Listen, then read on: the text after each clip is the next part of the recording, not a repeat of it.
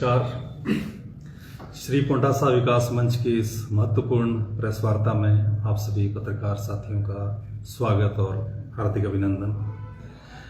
आज की जो ये विशेष प्रेस वार्ता रखी गई है उसका टॉपिक है अभी जो हिमाचल प्रदेश के अंदर पंचायती राज और स्थानीय निकाय के जो चुनाव होने जा रहे हैं उसको लेकर है। इसके बारे में एक तो यहाँ जो पोंटा साहब म्यूनिसिपल कमेटी है उसके लिए हम एक विजन डॉक्यूमेंट पेश करेंगे और इससे पहले कि हम उसको यहाँ लॉन्च करें, उसको हम प्रस्तुत करें, इस चुनाव के साथ साथ जो पंचायती राज संस्थाओं के भी जो चुनाव हो रहे हैं, चाहे वो वार्ड मेंबर है, चाहे वो पंचायत प्रधान, उपप्रधान है, बीडीसी मेंबर है, जिला परिषद मेंबर है, इन तमाम पदों के लिए जो चुनाव हो रहे हैं, हम श्री पोंटासा विकास मंच की ओर से सभी इच्छुक उम्मीदवारों को अग्रिम शुभकामनाएं देना चाहते हैं। सभी के लिए ये लोकतंत्र का बहुत ही सुंदर पर्व है। जो भी इसके लिए इच्छुक हों वो अपनी किस्मत भी आजमा सकते हैं और समाज सेवा के लिए एक अच्छा प्लेटफॉर्म भी होता है। इतना हम जरूर कहना चाहेंगे कि ये जो चुनाव, जो भी इसमें इंटरेस्टेड हैं, जो भी इच्छुक हैं, केवल वो लोग आएं जिनकी सचमुच समाज सेवा करने की इच्छा हो। इसमें विशेषकर युवा लोग आगे आएं। अभी आपने देखा कि हफ्ता भर तो ये रोस्टर का घमासान चला रहा। इस रोस्टर ने खूब रोस्ट किया सबको और पूरा जो जिला है हमारा ये महिलामय हो गया है। हमारे जिलाधीश महोदया खुद ही महिला है, शायद इस नाते उनकी और भी ज़्यादा दया दृष्टि रही। लेकिन कुछ भी हो, आज की तारीख में हमारी बेटियां भी पढ़ी लिखी हैं, बहुएं भी पढ़ी लिखी हैं, तो वो इस क्षेत्र में आगे आए, लेकिन अपने दमखम के ऊपर वो इस फील्ड में उतरें। ये नहीं कि वो अपने हस्बैंड के पीछे चलें या अपने जो उनके परिवारजन हैं उनको आगे करके और खुद पीछे रहें, तो फिर ना इस आरक्षण का कोई फायदा है, ना इस नारी सशक्तिकरण का कोई फायदा है, जिसके लिए कि सरकार लगातार प्रयास कर रही है। और अभी मोदी जी ने तो ये भी घोषणा की कि 2029 के अंदर ये चाहे विधानसभा चुनाव हो चाहे लोकसभा चुनाव हो, महिलाओं के लिए 33% इसमें आरक्षण रहेगा। चलो एक राष्ट्रीय स्तर की बात है। तो श्री पोंटासा विकास मंच की ओर से हम ये स्पष्ट करना चाहते हैं कि हम इन तमाम चुनाव में, चाहे वो स्थानीय निकाय के चुनाव हो या पंचायती राज के चुनाव हो, हम इसमें सीधे तौर पर कहीं भी ना तो हमारे उम्मीदवार खड़े होंगे, ना ही हमारी उसमें उस तरह से हमारी कोई इसमें भागीदारी होगी। हम केवल ये अपेक्षा करेंगे कि इन चुनाव के बाद एक बहुत अच्छी टीम चुनकर आगे आए और जो कि सीधे हमारे विकास मंच के साथ जुड़े, उनको हम अपने विकास मंच में कार्यकारिणी के अंदर भी लेंगे। वो पदेन अधिकारी भी यहाँ होंगे और उनके साथ एक टीम बनाकर हम आगे काम करना चाहेंगे। अब जो एमसी पोंटा साहब है, इसके भी अभी चुनाव, इसका भी रोस्टर जारी हो चुका है और साथ साथ ये चुनाव भी अभी होने 1.5 आना बाकी है। तो इसके लिए आज हमने जो विजन डॉक्यूमेंट तैयार किया है, ये देखो, उसको हम अभी पेश करने जा रहे हैं। तो प्लीज आप इसको थोड़ा सा क्लोजअप करके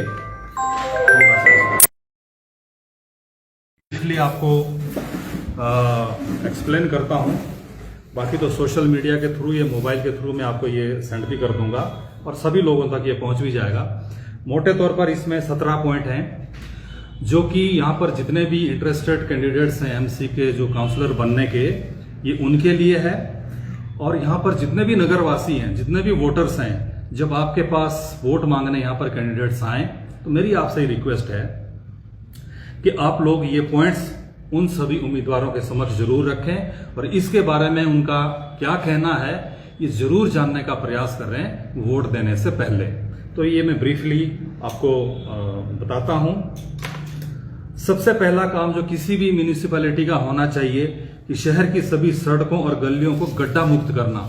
अगर हम ये भी नहीं कर पाते हैं तो फिर एमसी के काउंसलर बनना और कमेटी का होना, इसके अस्तित्व पर ही प्रश्न चिन्ह खड़ा होता है। तो शहर की चाहे गलियां हो, सड़कें हों, ये गड्ढा मुक्त होनी ही चाहिए।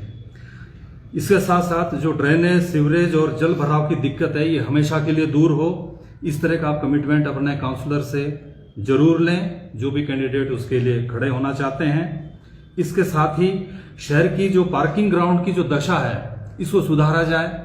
ये जो पुलिस स्टेशन के सामने वाली जो पार्किंग है, इतनी स्पेशियस पार्किंग है, ये बहुत बड़ी सौभाग्य की बात है। नॉर्मली ऐसा होता नहीं है कि इतनी बड़ी पार्किंग है उपलब्ध हो, लेकिन हमें दुख होता है कि उस पार्किंग की जब हम हालात देखते हैं कि किस तरह से वहां कूड़ा कचरा पड़ा रहता, तो उसकी दशा सुधरनी चाहिए।